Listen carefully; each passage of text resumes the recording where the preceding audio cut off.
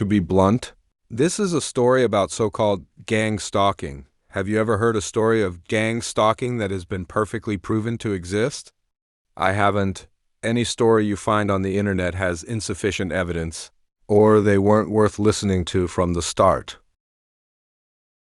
Now, I will prove for the first time in the world that gang stalking is real. Double quotes.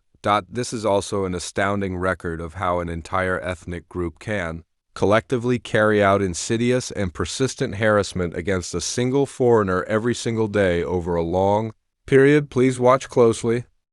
The persistent harassment by Cambodians began about 6 years ago in Battambang, which is considered Cambodia's second largest city. The harassment consisted of things like trucks blocking my path, and at that time, they didn't appear 100% every day yet.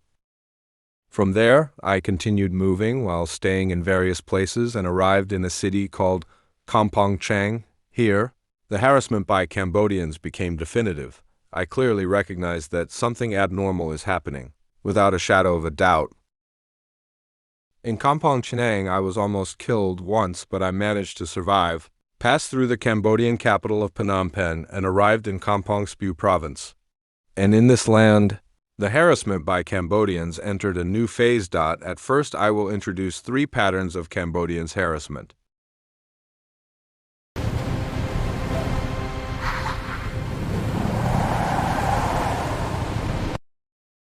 Number 1.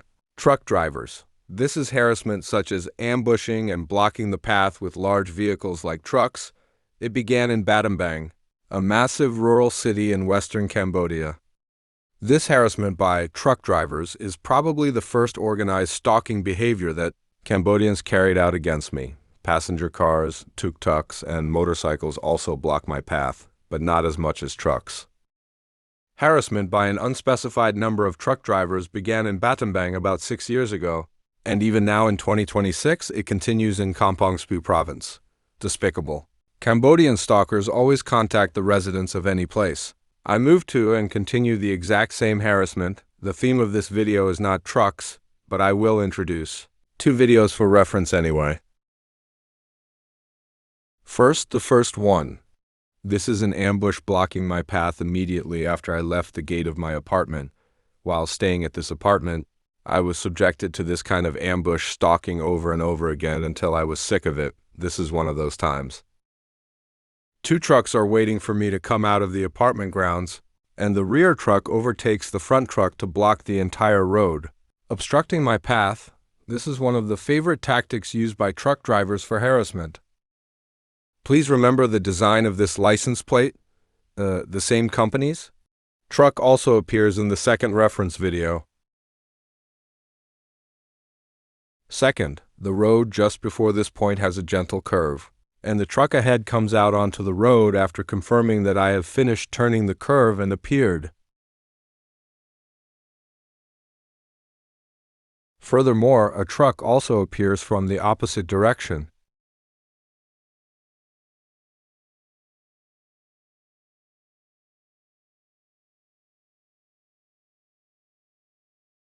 And naturally, the 2 trucks block the entire road when they pass each other, resulting in obstructing my path and that of other passers-by. This license plate design is the same as the one on the truck that ambushed me in the first reference video. Also, what do you think about this suspicious design that uses curtains to block the view as much as possible and hide what's inside the vehicle? In fact, because this truck appeared so many times in a short period, when I denounced it on social media with photographic evidence, the stalking by trucks completely stopped for a while, which was a great achievement. I would love to upload all the related videos and explain the details. But since the theme of this video is not trucks, I will refrain from doing so.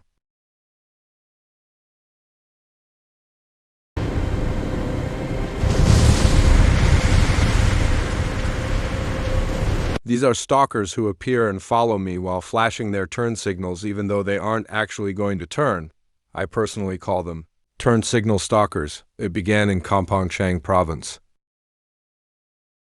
Regarding this, the clear reason for why it occurred is known once. I scolded a young person who was going straight while flashing a turn signal. Then, from the next day, I started to occasionally see Cambodians going straight while keeping their turn signals on in the same way. When I told a civil servant who was a relative of the owner of the house I was renting at the time, he said something like, "I often see old women who leave their turn signals on too. It's really annoying and frustrating." Since he was affiliated with a university, I said something like, "Please educate them properly about traffic rules." A few days later, every time I went out, a strange woman on a motorcycle would appear out of nowhere and follow me while her turn signal was on. This was the beginning of the turn signal stalkers, by the way. At first, the turn signal stalkers were almost entirely old women, but soon trucks started doing it. Then young people, men and women, anyone, and they appeared every single time I stepped out of my house. This also isn't the main theme of this video, but I will introduce an experimental video I made to prove to a third party that it's not a coincidence. The content of the experiment is very simple. I go deep into a side road from the main road and stop in a place where there are almost no houses to see if a turn signal stalker appears. To be honest, there are only 2 houses in this vicinity, and since I thought there were absolutely no Cambodians, or at most only a few who could confirm my location and recruit turn signal stalkers on social media, I thought, maybe I made the conditions too strict. This experiment might be a failure. But here comes one from the right. The moment I saw the motorcycle, even before checking the turn signal, I thought, "Ah, here they come." So I got the camera ready.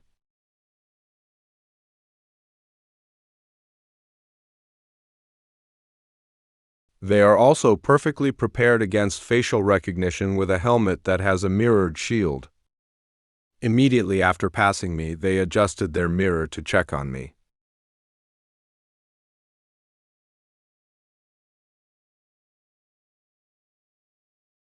Before moving to the next chapter, I'll introduce another interesting experimental video. This video is from the day after the previous experiment. On December 3rd, after returning home, I posted on social media about the experiment I did that day. I wrote that, as expected, a turn signal stalker appeared. Then, on the next day, December 4th, I performed the exact same experiment. Then, this time, not a single turn signal stalker appeared, and he appeared instead.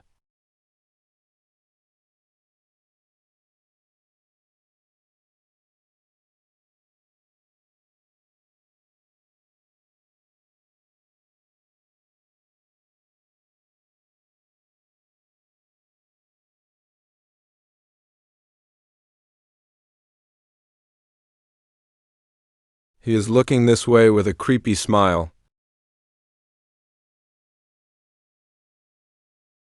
He is still smiling.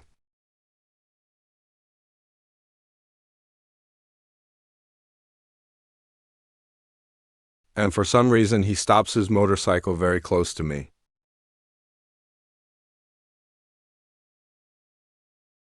He is still smiling.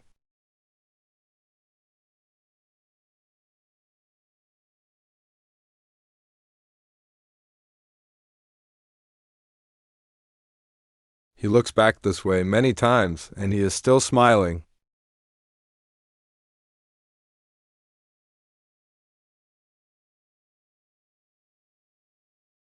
One last look back.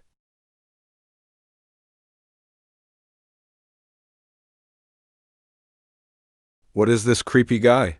He is a microfinance salesperson. As for what a microfinance salesperson is, I will explain it in detail in the next chapter. This incident was like a premonition of the fierce battle between me vs. microfinance salespersons that would begin in 2024.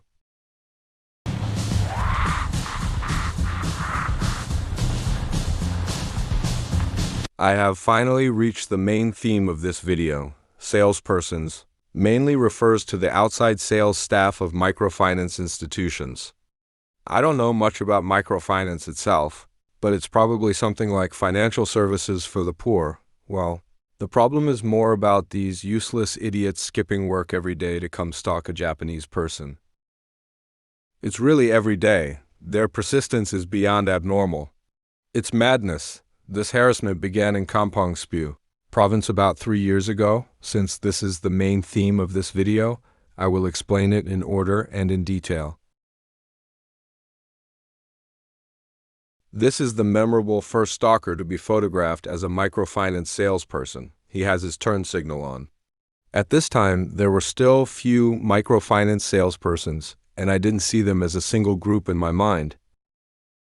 I recognized them as just some people dressed like salespersons appearing among the turn signal stalkers.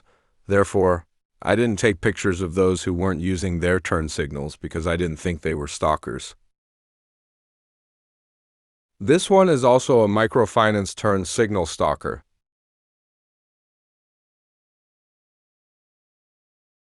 Number 2158. Please remember it. He will appear again.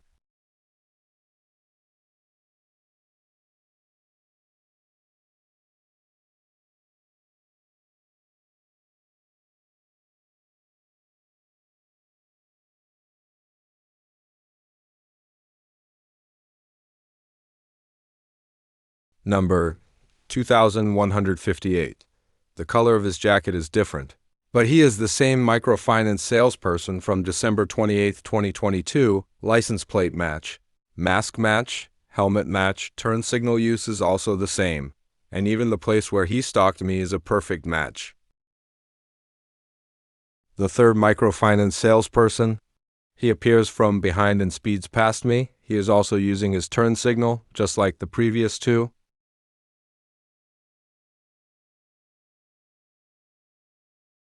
By the way, as a form of retaliation for being ambushed and harassed every day, I call them incompetent groveling salesmen and insult them on social media from here on out. I will also call the microfinance stalkers incompetent groveling salesmen. Of course, throughout 2023, I dealt with other forms of harassment almost daily, like being stalked by people flashing their turn signals or having trucks block my way. If I tried to list every single incident, I'd never finish, so I'll just share 2 highlights from the period leading up to my move in 2024.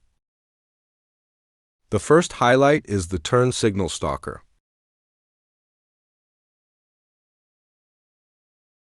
He appears from behind fully armed, blatantly blocks my path, and then speeds away.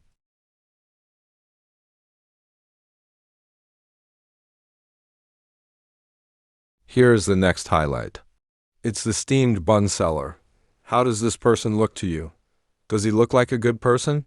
Or does he look like a bad person?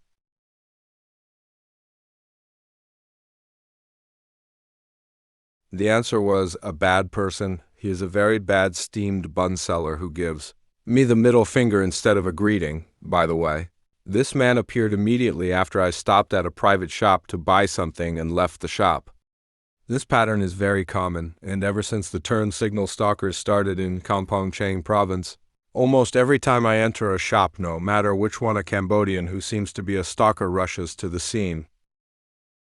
Because entering a shop means I won't be moving from there for a while, so Cambodians share the information on social media and volunteer stalkers rush to the scene. I call the stalkers who appear at this timing emergency assault stalkers. I might use this in the video's commentary later, so I'd appreciate it if you could remember it. Without warning, it began.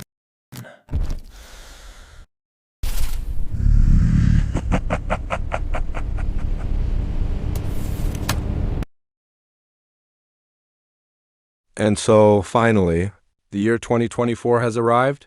Creating videos takes much more effort than I expected.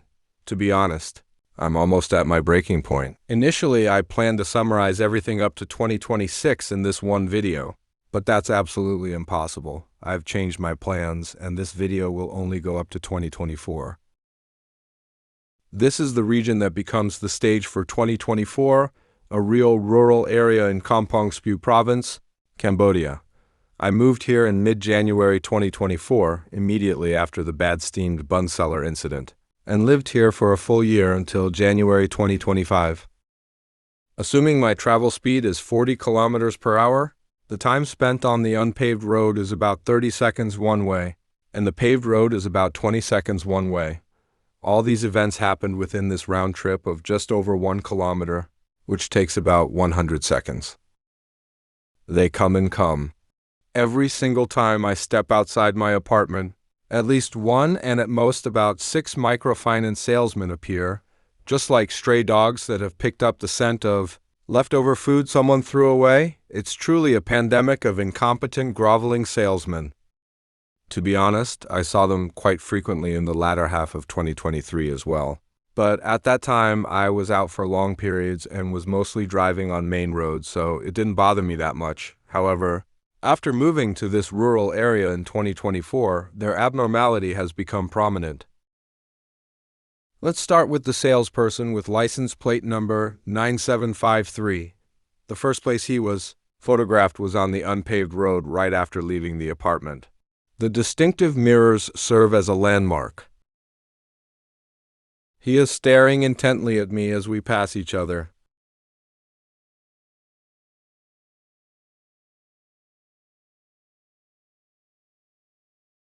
The second time was an ambush on my way back. The 2-story building you see in the distance is the apartment where I lived at the time. The third time he appeared, the stalker's face was revealed. Unfortunately, it's very blurry. By the way, there's a considerable gap since his second appearance, but he probably appeared several times during that period as well. I can't take pictures every time. In fact, his first appearance was probably not in February, but even earlier, for a while after moving. I was relatively hesitant about taking pictures. Fourth appearance. The crazy stalker brought a companion. This is quite common. Not only microfinance salesmen, but also general turn-signal stalkers come in groups, or sometimes parents bring their children. Can you believe it? Cambodians bring their own children to harass foreigners. Fifth time. After passing each other, the camera image is behaving wildly. Did some kind of conflict occur? I don't remember. Sixth ambush. This is the shop on the opposite side of the road from the local restaurant I visited every day. To be honest, this place has become a staple ambush spot for microfinance salesmen, and I have seen them here many times. Most of them are likely this license plate 9753. On this day, I decided to take a chance and carry out a plan. I thought I would chase him, stop him, and ask him why he was stalking me. The result was that I managed to stop him, but while I was talking to him and filming, he escaped by force. I can't believe he fled by force without even replying. The lack of common sense in Cambodians is terrifying.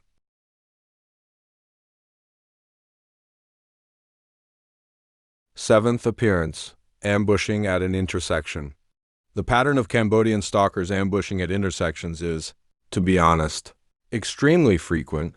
I wonder if they want to startle me at the encounter or if they don't want to give me time to take a picture.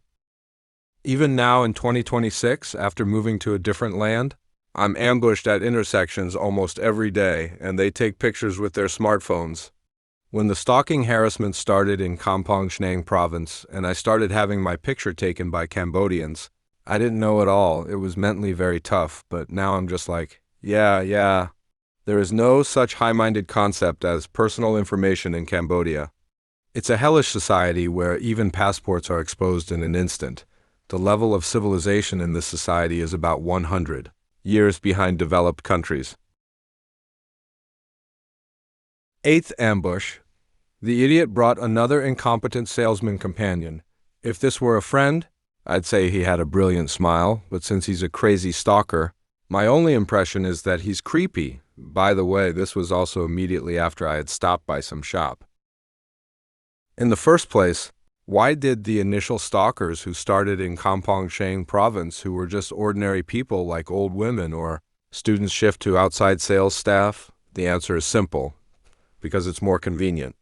If an ordinary person who is usually at home wants to stalk someone, they need time to prepare and go out. However, outside sales staff are already outside. These guys hang around somewhere without working every day, and when they see information on social media like the Japanese person just went out or They just entered such and such shop, they rushed there joyfully. It's truly the behavior of a madman.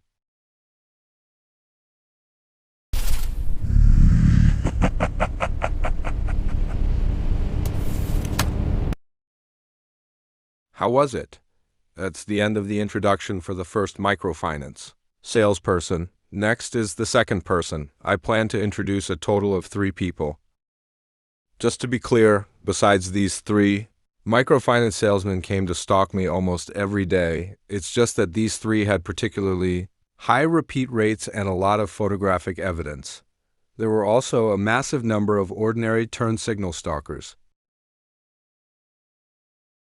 Furthermore, the greatest enemy of 2024 was not the turn signal stalkers or the microfinance salesmen, but this mobile food stall man, though I will introduce him in another full video, so I won't mention him much this time. Now, with that introduction out of the way, let's introduce the second microfinance stalker. Please remember the helmet.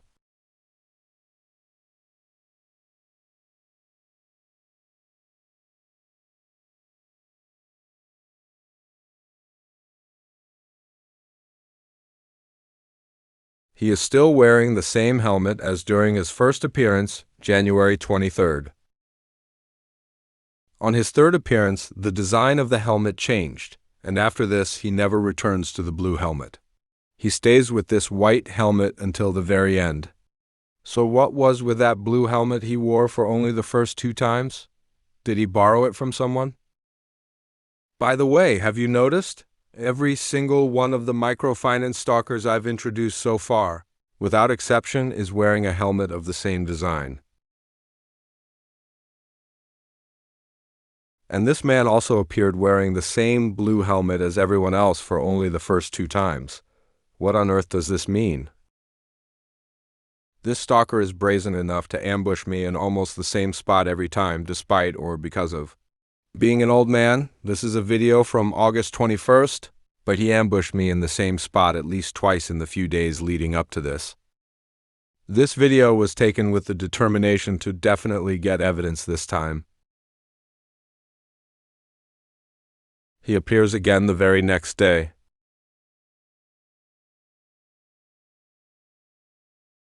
He appears again 2 days after that on the 24th. Moreover, this time he is also acting as a turn signal stalker. I thought he was looking down on me way too much, so I stopped him. It turned out he was an old geezer, and he was already prepared against facial recognition with a mask. To be honest, at the time, I didn't realize that the blue helmet from the first 2 times and this white helmet that always ambushed me in the same spot were the same stalker. Furthermore, I had never seen the face of this white helmet clearly from the front. So I remember being surprised, thinking, why is such a frail old man stalking me? And this old man forcibly broke away while I was surprised and escaped at full acceleration. This is his first appearance in half a month since the previous direct confrontation. What kind of situation is this? It's immediately after I walked out of the apartment corridor. In other words, this old man properly used his previous experience and ambushed me at a timing where he would definitely not be caught.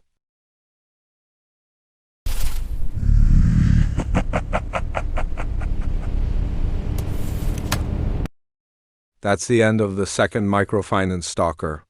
How was it? This wasn't the first time an old man had stalked me, but in terms of persistence, this person was the best in the world of old man stalkers. Now, let's quickly move on to the introduction of the third stalker.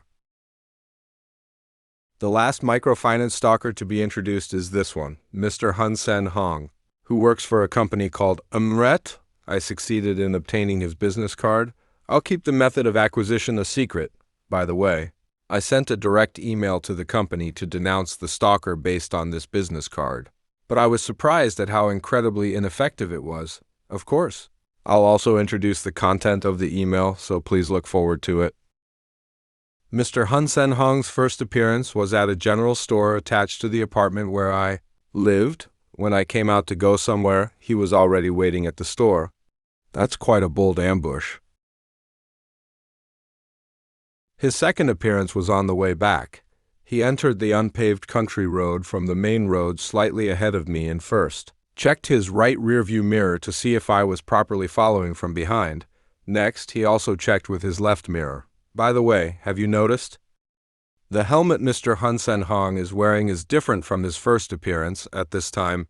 This man who is riding in the opposite lane and looking away to avoid the camera as he passes me, this man is also a regular stalker. He lived along the same road as the apartment where I stayed, and he often came out of his house at the exact timing I passed by. Cambodians are really creepy, aren't they? Do people normally do such a thing? Especially a man of his age. In his third appearance among those where I was able to take evidence photos, Mr. Hun Sen Hong is making a peace sign toward me. Looking back now at the evidence photos I've collected, surprisingly, his frequency of appearance isn't that high. It's completely different from my impression at the time. The reason for that is likely because he is pushy. In 4 out of the 5 times I was able to capture evidence videos, he was driving in the same direction as me, following me for a long time, and even blatantly posing toward me. This intense self-appeal from someone who isn't a friend or acquaintance is, to be honest, abnormal. And so, on August 27th, I sent a direct email to his company, Amret. Why August 27th? Because although I couldn't take a photo, he had appeared again just before this and made a ridiculous pose. The content of the inquiry was a simple one, attaching the business card and asking, "Is this person an employee of your company?" I received a reply sooner than expected. "Could you please provide details as to why you need this person's information?" That's a pretty good reply, because I suspect he is engaging in stalking-like harassment against me. Every time I go out, he appears in front of me. Please look at the attached photos. I can show you more evidence if necessary. We wish to inform you that the email has been forwarded to the relevant department. To be blunt, these interactions with the Amret employees were much more decent than what I had expected, unfortunately. In Cambodia, things often turn out to be zero even if they look good on the surface. That was the case this time as well. The next time Hun Sen Hong appeared was on October 14th, about a month and a half since his previous appearance. This can't exactly be called a long period of reflection. And this time he appeared again just before entering the unpaved road from the main road, proceeded in the same direction and boldly bothered me for a long time. His head is completely crazy. Although it was a chance to capture the face of Cambodia's one crazy stalker, Hun Sen Hong, unfortunately, it's very blurry. Finally, this, as usual, on the way back. Making a peace sign while overtaking from behind. Just to be clear once again, this person is a total stranger. Some salesperson I don't know at all keeps following me over and over, persistently posing and making some mysterious appeal toward me. It doesn't stop even after I confront the company. Cambodia is truly an amazing country. It's by far #1 in the world rankings for creepiness. He's still doing it. What on earth drives them so much? Their obsession with harassment is extraordinary.